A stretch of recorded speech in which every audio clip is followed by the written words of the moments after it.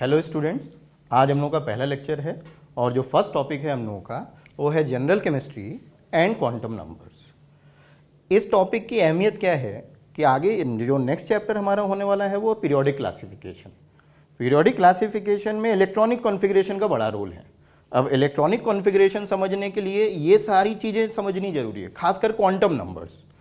जब आप quantum numbers के बारे में बात करेंगे तो एनसीईआरटी में एक चैप्टर है स्ट्रक्चर ऑफ एटम, उसमें ये आपको मिलेगा, पर उसका एक हिस्सा हम लोग को पहले लेना पड़ रहा है।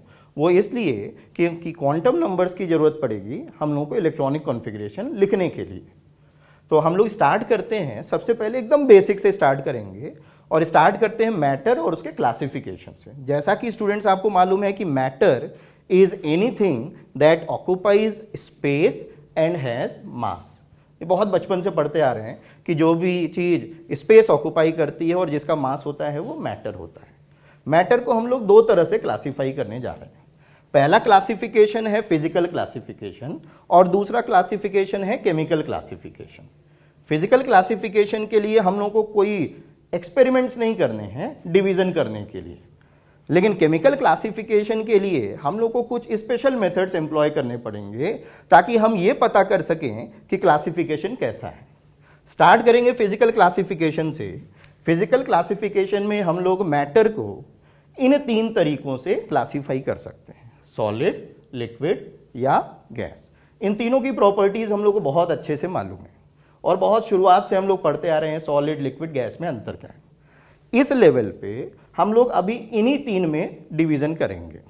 बहुत से स्टूडेंट्स ये पूछते हैं कि प्लाज्मा क्या है, वो भी तो एक क्लासिफिकेशन है, बी कॉन्डेंसेट क्या है, पर जेई के लेवल पे हम लोग अभी फिजिकल क्लासिफिकेशन में सिर्फ इन तीन क्लासिफिकेशन पे रुकेंगे, सॉलिड, लिक्विड और गैस। केमिकल क्लासिफिकेशन में हम लोग मैटर को या तो प्योर सब्सटेंस बोलेंगे या मिक्सचर बोलेंगे। अगर प्योर सब्सटेंस है तो हम लोग प्योर सब्सटेंस को फर्दर क्लासिफाई कर सकते हैं। किस तरीके से प्योर सब्सटेंस को फर्दर क्लासिफाई किया जा सकता है, आइदर एज एलिमेंट्स और एज कंपाउंड्स। अब इनको समझ लेते हैं कि ये क्या है। एलिमेंट्स और कंपाउंड्स प्योर सब्सटेंस हम लोगों ने क्लासिफाई किए। एलिमेंट्स को कैसे डिफाइन करेंगे? एलिमेंट्स वो सब्सटेंसेस हैं जो एक टाइप ऑफ एटम से बने हैं। तो इसको लिख लेते हैं, are substances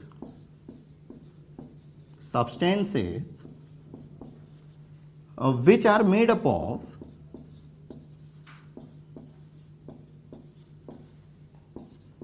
same type of atoms।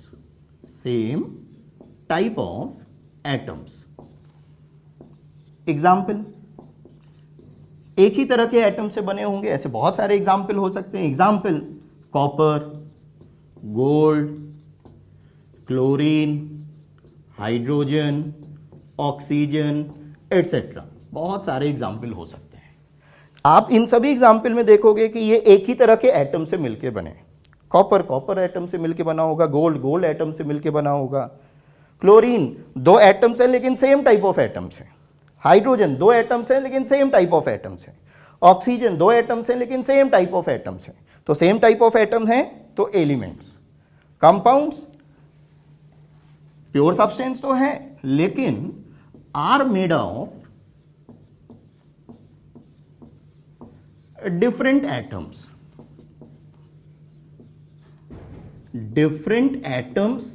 Combined है।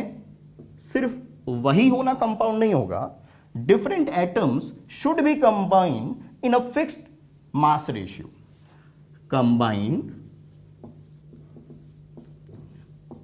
इन a fixed mass ratio. Example ले, जैसे H2O है। H2O एक कंपाउंड है क्योंकि ये एक से ज्यादा तरह के एटम से मिलकर बना है। कौन कौन से एटम से मिलकर बना है? Hydrogen, oxygen. अब ऐसा नहीं है कि आप हाइड्रोजन और ऑक्सीजन कितना भी लो और मिक्स कर दो तो H2O बन जाएगा। H2O बनाने के लिए हाइड्रोजन और ऑक्सीजन को एक डेफिनेट मास प्रोपोर्शन में कंबाइन करना पड़ेगा। वो मास प्रोपोर्शन क्या होगा? 2:16। इसका मतलब 2 parts of hydrogen will combine with 16 parts of oxygen to give H2O। H2O एक कंपाउंड है, एक से ज्यादा तरह के एटम से मिलकर बना है। NaCl बताइए, कंपाउंड है क्योंकि ये सोडियम और क्लोरीन दो अलग अलग तरह के एटम से मिलकर बना है। प्योर सब्सटेंसेस को हम लोगों ने क्लासिफाई किया एलिमेंट्स और कंपाउंड्स। मुझे लगता है कि ये क्लासिफिकेशन काफी क्लियर है, इसमें कोई डाउट नहीं होना चाहिए। ये सेम तरह के एटम से मिलके बनते हैं, डिफरेंट तरह के एटम से मिलके बनते हैं। सिर्फ डिफरेंट तरह के एटम से मिलके बनना जरूरी नहीं, एक फिक्स्ड मास रेशियो भी होना चाहिए। तो दीज आर कंपाउंड्स। अब आते हैं केमिकल क्लासिफिकेशन में प्योर के अलावा जो मिक्सचर वाला क्लासिफिकेशन है उसको थोड़ा एक्सपेंड करते हैं। Mixtures may be homogeneous mixture और heterogeneous mixture।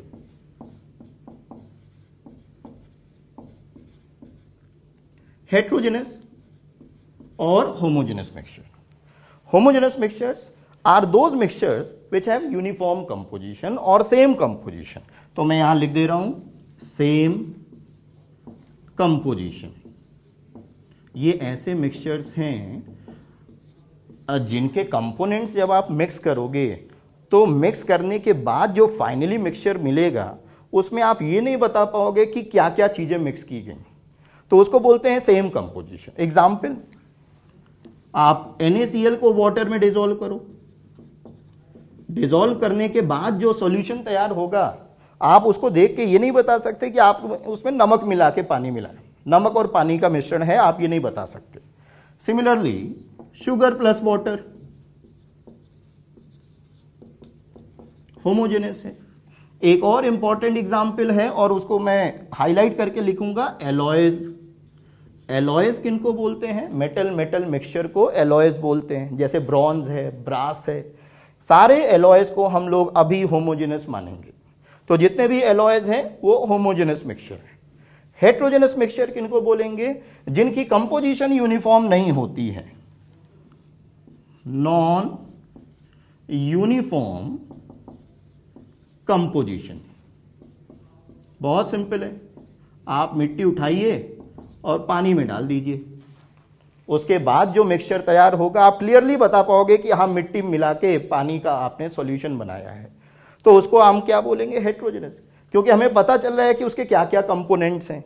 Non uniform composition है, पूरा मिक्सचर एक जैसा नहीं रहता, मिट्टी नीचे जाके ज्यादा बैठ जाती है, ऊपर ऊपर पानी रहता है, तो that is called non uniform composition. Example, oil plus water, sand plus water, ये सभी एग्जाम्पल्स हैं हेट्रोजेनियस मिक्सचर के। तो ये हमारा क्लासिफिकेशन कंप्लीट हुआ। अगर ये क्लासिफिकेशन और नीचे एक्सटेंड करते हैं तो ये बहुत नीचे तक जा सकता है। जैसे हम एलिमेंट्स को फर्दर क्लासिफाई कर सकते हैं मेटल्स में, नॉन मेटल्स में और मेटलॉइड्स में, based on the properties. Elements को फर्दर क्लासिफाई कर सकते हैं मेटल्स में, नॉन मेटल्स में और मेटलॉइड्स में।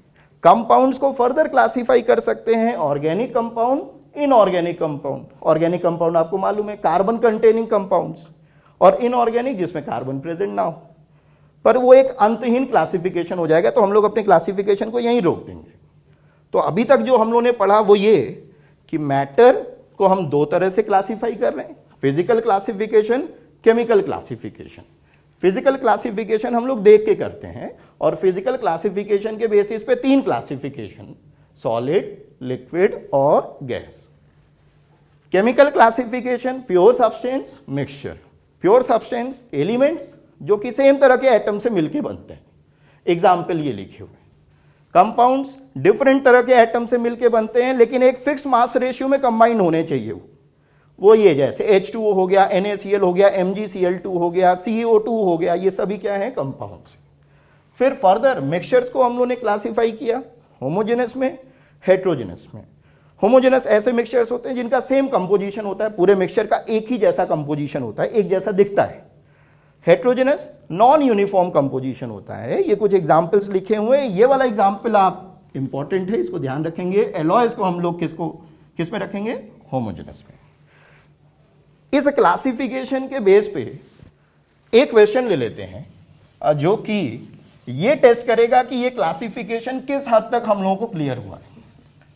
तो मैं एक क्वेश्चन देता हूं और उसमें कुछ सब्सटेंसेस देंगे, आप बताएंगे कि वो सब्सटेंसेस प्योर हैं या मिक्सचर्स हैं, और अगर प्योर हैं तो एलिमेंट्स हैं या कंपाउंड्स हैं, और मिक्सचर्स हैं तो फिर वो कैसे मिक्सचर्स हैं, होमोजेनस मिक्सचर हैं या heterogeneous mixture.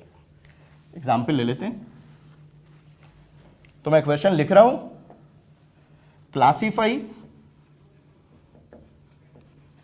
Each of the following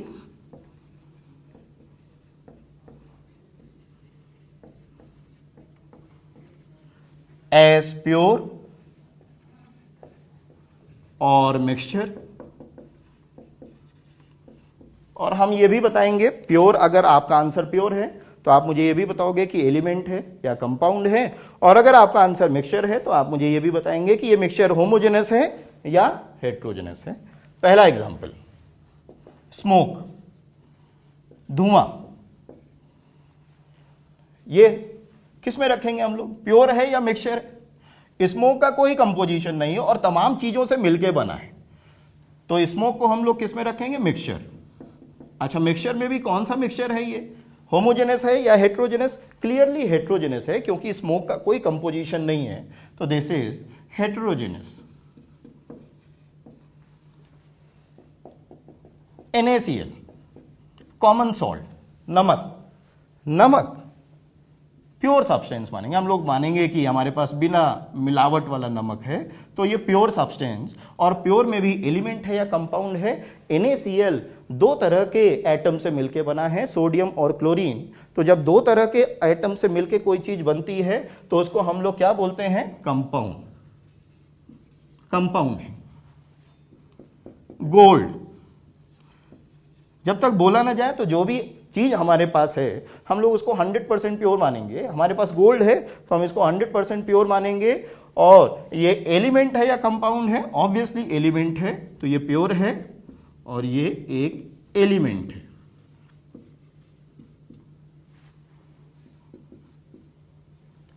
brass, brass एक एलॉय है, और एलॉय को हम लोगों ने अभी देखा था, मैंने बोला था इंपॉर्टेंट है, एलॉयस को क्या बोलते हैं, होमोजेनस मिक्सचर में आएगा। तो ब्रास इज एन एलॉय और ये एक मिक्सचर है, और मिक्सचर में भी ये कैसा मिक्सचर है, ये एक होमोजेनस मिक्सचर है। अच्छा, ब्रास का बेसिकली कंपोजिशन क्या है, ये कॉपर और जिंक का एक मिक्सचर है। ब्रास कॉपर और जिंक का एक मिक्सचर है, ये एक एलॉय है। एक डेफिनेट कंपोजिशन में जब मिक्स करते हैं कॉपर और जिंक को तो हमें ये पर्टिकुलर एलॉय मिलता है। एलॉय हम लोग होमोजेनस मिक्सचर मानेंगे। एक और एग्जांपल ले लेते हैं, वाटर, प्योर वाटर मानेंगे, और वाटर H2O तो प्योर है, और प्योर में भी चूंकि दो तरह के एटम से मिलकर बना है तो इसको क्या बोलेंगे, ये एक कंपाउंड है। मुझे लगता है कि यहां तक आपको क्लियर है कि क्लासिफिकेशन किस बेसिस पे कर रहे हैं, और आप इजीली बता सकते हो कि कौन सा प्योर होगा, कौन सा मिक्सचर होगा। प्योर होगा तो एलिमेंट है या कंपाउंड है, मिक्सचर है तो कैसा मिक्सचर है, होमोजेनस है, हेट्रोजेनस। एक और एग्जांपल ले लेते, एक और एग्जांपल, चलिए 6th एग्जांपल, ये P4 है, व्हाइट फॉस्फोरस। व्हाइट फॉस्फोरस को किस में काउंट करेंगे, P4 किस में काउंट करना चाहिए, एक ही तरह के एटम से मिलकर बना है लेकिन 4 एटम्स कंबाइंड है, पर 4 से का मतलब नहीं है, सेम टाइप ऑफ एटम्स हैं, इसलिए हम लोग बोलेंगे ये प्योर है, और प्योर में भी एलिमेंट है क्योंकि इसमें एक ही तरह के एटम्स हैं, दूसरा एटम प्रेजेंट नहीं है। फॉस्फोरस के अलावा कोई दूसरा तरह का एटम प्रेजेंट नहीं, इसलिए P4 को हम लोग क्या बोलेंगे, प्योर बोलेंगे और एलिमेंट बोलेंगे। यहां तक कोई डाउट नहीं होना चाहिए। अगर डाउट नहीं तो हम लोग नेक्स्ट टॉपिक की ओर बढ़ सकते हैं।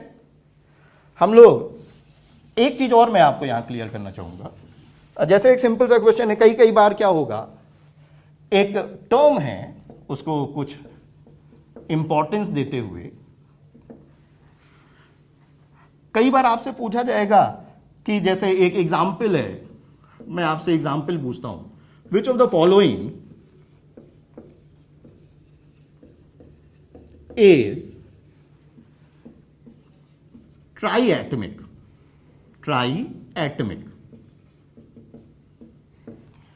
Basically I am going to define atomicity. Atomicity का मतलब क्या है वो अभी एक एग्जाम्पल से क्लियर हो जाएगा। हम आपको एग्जाम्पल देने में आपको 4 ऑप्शन दे रहे हैं। तो पहला ऑप्शन है Cl2, दूसरा ऑप्शन है हीलियम, तीसरा ऑप्शन है ऑक्सीजन, चौथा ऑप्शन है ओजोन।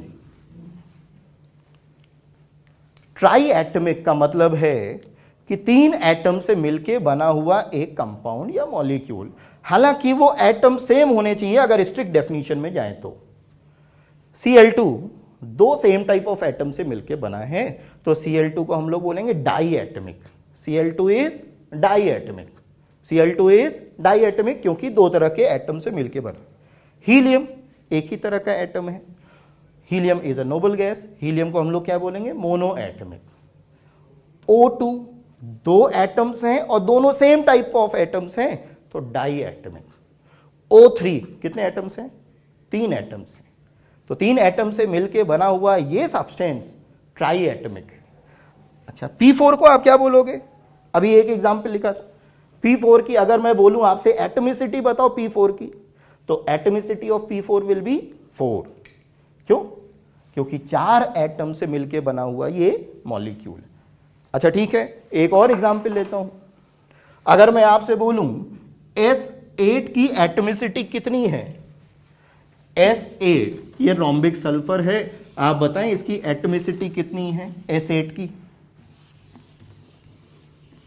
क्या 1 है, 2 है, 3 है, 4 है, 5 है, 6 है, 7 है या 8 है? तो करेक्ट आंसर क्या है? इसकी एटमिसिटी 8 है। P4 की एटमिसिटी कितनी है? 4 है। O3 की एटमिसिटी कितनी थी? 3। O3 ओजोन की एटमिसिटी कितनी हो गई? 3। मुझे लगता है ये टर्म आपको क्लियर होगा। Atomicity same type of atoms जो भी नंबर होता है, जितने भी एटम्स कंबाइन होंगे तो सबको हम लोग क्या बोलेंगे? एटमिसिटी। O3 की एटमिसिटी 3 है।